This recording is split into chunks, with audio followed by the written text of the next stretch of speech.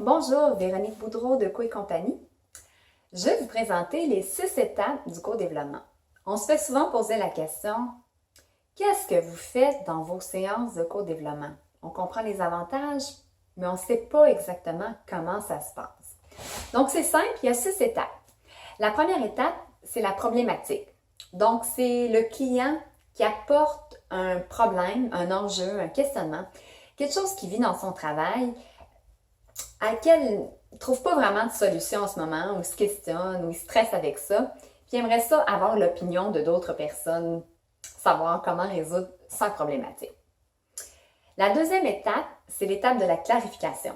C'est l'étape qui est la plus longue dans la séance, parce que c'est l'étape où on va poser des questions. On veut se mettre dans les souliers du client.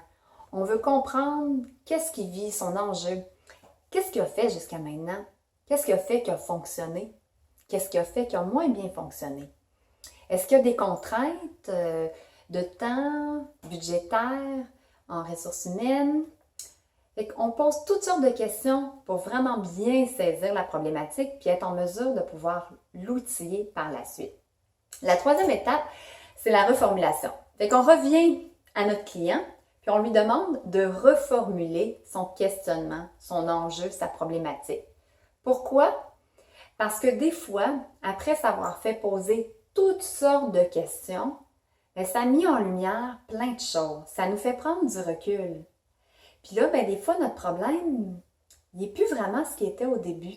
On a déjà évolué. Donc, ça permet au client de pouvoir reformuler sa problématique. La quatrième étape, oui, c'est l'étape de la consultation. Donc là, c'est le rôle de tous les gens qui sont autour de la table, deviennent des consultants, donnent leur opinion. Donc, leur opinion par rapport à ce qu'eux, ils ont déjà vécu. Donc, on partage des expériences personnelles, on peut partager des outils, des lectures. C'est vraiment dans le but d'aider la personne, donc de lui donner du concret. La cinquième étape, c'est la synthèse et le plan d'action. Donc, la synthèse, c'est pour faire un peu dresser un bilan de tout ce qu'on a entendu. Donc, pas de tout renommer, mais vraiment, là, tu sais, un aperçu de qu'est-ce qu'on a entendu, qu'est-ce qu'on retient.